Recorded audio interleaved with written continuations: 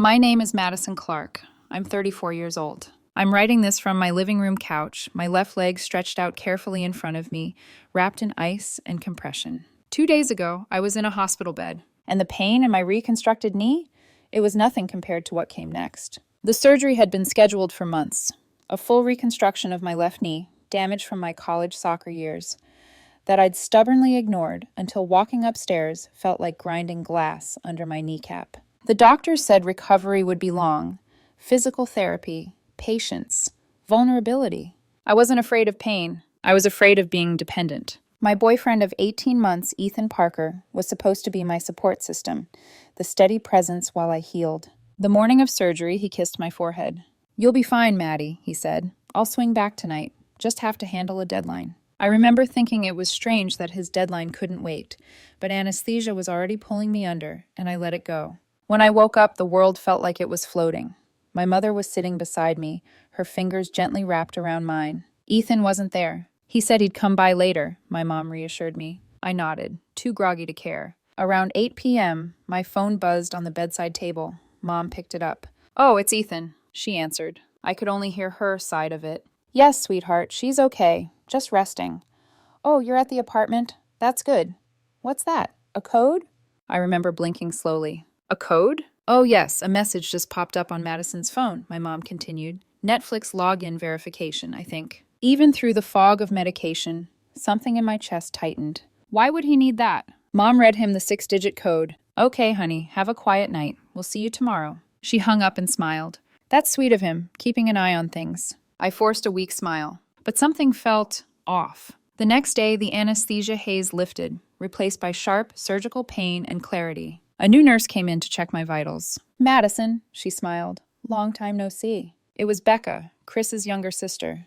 I'd known her since she was 12. We chatted lightly. She adjusted my IV. But as she reached the door, she hesitated. Her expression changed. "Madison, this might be awkward, but if I were in your position, I'd want to know."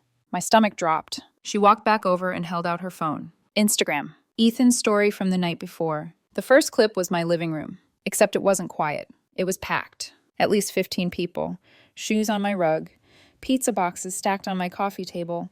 Beer bottles, my beer, lined across my kitchen counter. Music blasted. The next clip was a selfie. Ethan grinning, drink raised, tagged with half the city. Caption: "Holding down the fort while the old lady's out of commission season finale party." Old lady. I am 34. The final clip made my vision blur. Someone stumbled into my bookshelf. The framed photo of my late father, knocked sideways. Laughter in the background. I couldn't feel my knee anymore. All I felt was humiliation. While I lay in a hospital bed, cut open and stitched back together, he had turned my home into a bar. Not just a gathering. A celebration. A mockery. Becca's voice was soft. "I'm really sorry." I swallowed hard. "Thank you for showing me." After she left, I stared at the ceiling. There's a moment when something inside you shifts. Not loud, not dramatic, just cold. The surgery pain faded behind a sharper clarity. I picked up my phone. First, Netflix settings, sign out of all devices. Then Hulu, Prime, everything. Then my home Wi-Fi app. New password. Then I made a call. Not to Ethan, not to my mom. I called Chris. "I need a huge favor," I said. He listened silently as I explained. When I finished, I heard him exhale. "I never trusted him," Chris muttered. "What do you need?" "My discharge is in 48 hours, I said. "I want evidence." Because this wasn't going to be a fight. It was going to be an eviction. And Ethan Parker had no idea the party was already over. The 24 hours after Becca showed me Ethan's Instagram story felt strangely calm. Not peaceful. Controlled. Like the quiet before a courtroom verdict. While I lay in that hospital bed, ice machine humming beside me, Chris became my eyes on the ground. He went to my apartment building the next afternoon, right on schedule. The superintendent, Mr. Henderson, already looked irritated before Chris even explained anything. Apparently, 2 noise complaints had been filed that night. One from my next-door neighbor, Mrs. Patel, who worked early morning shifts at the hospital. The irony wasn't lost on me. I was recovering from surgery in one hospital while someone in my building was being kept awake because of the party thrown in my home. Mr. Henderson couldn't legally open my apartment for Chris, but he did walk him down the hall. There were garbage bags outside my door. Pizza boxes. Beer bottles. The hallway smelled like stale alcohol and artificial cheese. Chris texted me a photo. Even through a screen, I felt violated. But Chris had a spare key I'd given him years ago for emergencies. After confirming Ethan's car wasn't in the garage, he let himself in. My phone buzzed again. Then again. Then again. Photos flooded in. My wooden coffee table. Sticky rings from cups everywhere. Red liquid soaked deep into my favorite cream armchair. The kitchen sink overflowing with dishes. Crumbs ground into my rug. And the photo of my father? Back upright, but the glass was cracked. I stared at that one the longest. That photo had been taken 2 weeks before he passed. He was laughing in it. Now the glass across his face was split down the middle. I didn't cry. That surprised me. Instead, I felt something else. Detachment. Like I was stepping outside my body and watching a woman learn something important about herself. Chris called. He treated your place like a frat house, he said quietly. I took pictures of everything, detailed ones. Thank you, I replied. You okay? No, I said honestly, but I will be. Meanwhile, Ethan was texting me. Morning, beautiful. How's the knee today? Apartment's so quiet without you. Miss you. Quiet. I stared at the word for a long time. I responded with one-word replies. Thanks, okay. Resting. I didn't accuse him. I didn't hint. Predators get nervous when prey reacts. I needed him comfortable. Confident. Unaware. Later that afternoon, I checked my bank account online. I wasn't expecting anything. Just routine. But there it was. $327.84, local pizza place. Time stamped the night of the party. My debit card, the one I allowed Ethan to use for groceries. My heart didn't race. It didn't need to. This wasn't disrespect anymore. It was theft. He had used my money to throw a party mocking me while I lay in recovery. Something inside me hardened permanently. I wasn't ending this relationship because of embarrassment. I was ending it because of character. The day of my discharge arrived. Mom and Chris came to pick me up. Mom was still blissfully unaware. Shouldn't we call Ethan and let him know we're heading home?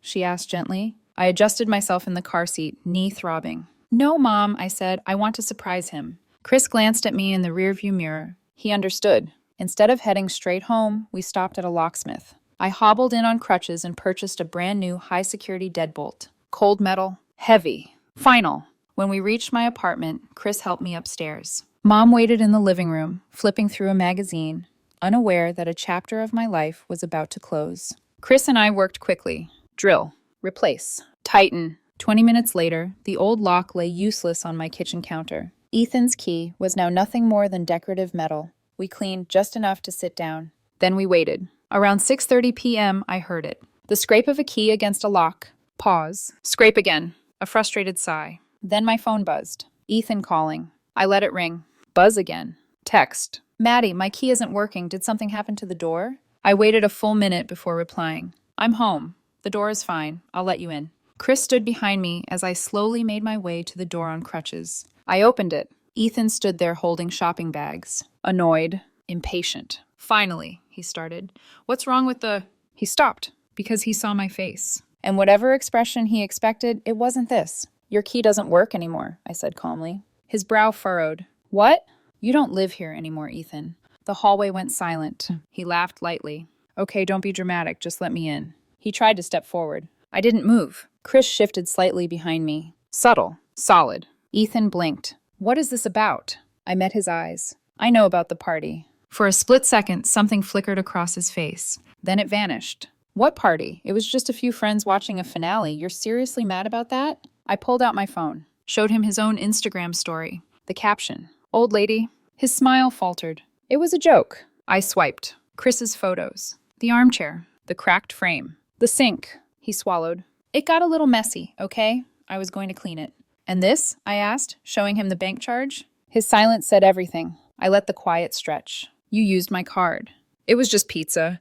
You used my card, I repeated. He looked smaller somehow. Chris gestured toward the stacked boxes near the door. We packed your essentials, I said. Clothes, toiletries, important documents. Ethan's voice rose. You can't do this. I live here. No, I said softly. You don't. He stared at me, waiting for me to soften, to doubt myself, to apologize. I didn't. Where am I supposed to go? He demanded. You should have thought about that before you treated my home like a bar and my recovery like a punchline. The shopping bag slipped from his hands. For the first time since surgery, my knee throbbed sharply. But I stood firm. You need to leave. He didn't argue again. He just looked at me like he'd miscalculated something fundamental. And maybe he had. Because the Madison who would have cried and negotiated and tried to fix this, she was out of commission. And she wasn't coming back. If you think kicking someone out is the hardest part, it's not. The hardest part is holding your ground after. Ethan didn't go far that night. He stood in the hallway for nearly a minute after I closed the door, like he was waiting for me to reopen it, waiting for the old version of me to panic and call him back. I didn't. Chris locked the deadbolt behind him. The sound echoed. Final. My leg trembled once the adrenaline wore off. Chris helped me back to the couch. "You okay?" he asked. I nodded, but my hands were shaking. Not from doubt, from release. The phone call came an hour later. Ethan's father. His name lit up on my screen. I answered calmly. "What did you think you were doing?" he barked immediately. "My son is outside with boxes like some kind of criminal." I closed my eyes. "I think you should check your email before we continue this conversation." "What email?" "I just sent you everything. Screenshots, damage photos, the bank charge, the noise complaint note from Mrs. Patel." Silence. He hung up. 2 days passed. No call. No apology. Then finally, my phone rang again. His father's voice was completely different. Quieter. Measured. "Madison," he began. "Ethan told us a very different story." Of course he did. He said a few friends stopped by to check on him. He didn't mention the party or the car charge. I didn't interrupt. "We're disappointed," his father continued. "His mother is extremely upset." I pictured Ethan sitting in his childhood bedroom, probably blaming me. "I'm not trying to destroy your son," I said calmly, "but I won't tolerate being disrespected in my own home." There was a pause. "You're right," he admitted. That was the last hostile call I received from his family. But Ethan wasn't done. A few days later, vague social media posts started appearing. From his friends, from his cousin, from people who had been at the party. Some people love playing victim. Strong women intimidate insecure partners. Imagine kicking someone out over a TV night. I stared at one post longer than I should have. Strong women. I had surgery. He had a party. But sure. Chris laughed when he saw them. "Desperate," he said. Then Becca stepped in. She and Chris's wife were loosely connected to the same social circle. Under one post, Becca commented, "Throwing a party while your girlfriend is in the hospital isn't empowerment, it's disrespect." Under another, "There's always more to the story. Simple. Devastating." The post disappeared within 24 hours. That weekend, Chris came over to help me deep clean the apartment properly. The red stain on the armchair wouldn't come out. We tried everything. It stayed. Ugly. Permanent. "Sometimes it's better to replace things," Chris muttered. He wasn't just talking about furniture. While emptying Ethan's old bedside drawer, I found something unexpected. A greeting card, tucked in the back. It wasn't from me. It was from a woman named Lena. The message inside made my stomach turn. "Last weekend was insane. Still thinking about it. Can't wait for round 2. Dated 1 month ago. Before my surgery. Before the party. Before everything." I sat down slowly. The party wasn't a one-time lapse in judgment. It was part of a pattern. He hadn't just used my apartment. He'd used my entire life. A comfortable base of operations. A safe place to return to. A woman who paid half the bills and trusted him. I felt something strange then. Not heartbreak. Clarity. A week later, I drafted an itemized bill. Pizza. $327.84. New armchair, $420. Locksmith plus deadbolt, $165. Replacement frame, $38. Total, $950.84. I mailed it certified to his parents' address. Included a polite note. If payment is not received within 30 days, I will file a small claims action and present all documented evidence. I didn't threaten. I didn't insult. I stated facts. 2 weeks later, a check arrived. Full amount. No note. Recovery moved faster than expected. My physical therapist commented on it. "Low-stress environment helps healing," she said. She had no idea how literal that was. Mom finally learned the full story. She cried when I showed her the screenshots. "I gave him the code," she whispered. "I helped him." I took her hand. "You were kind. He exploited it." Kindness isn't weakness, but entitlement sees it as opportunity. I heard through the grapevine what happened to Ethan. After a miserable month at his parents' house, he moved into a small apartment with 2 roommates. The friends who cheered in my living room? Nowhere to be found. Apparently, free pizza and downtown views were more attractive than loyalty. His side hustle as a lifestyle content creator never recovered. It's hard to project luxury when you're splitting rent 3 ways. Last weekend, I hosted something small. Not a party. Just dinner. Mom, Chris, his wife, Becca. I grilled steaks from the balcony. We laughed. We told stories. No music blasting. No strangers. No broken frames. My new armchair sat in the corner. Clean. Untouched. Safe. As everyone was leaving, Mom hugged me tightly. I'm proud of you, she said. You stood up for yourself. For the first time in months, I felt steady. Ethan thought I was out of commission. He thought surgery made me weak, dependent. He thought I would swallow disrespect to avoid conflict. But the only thing out of commission was the version of me that tolerated it, and she's not coming back.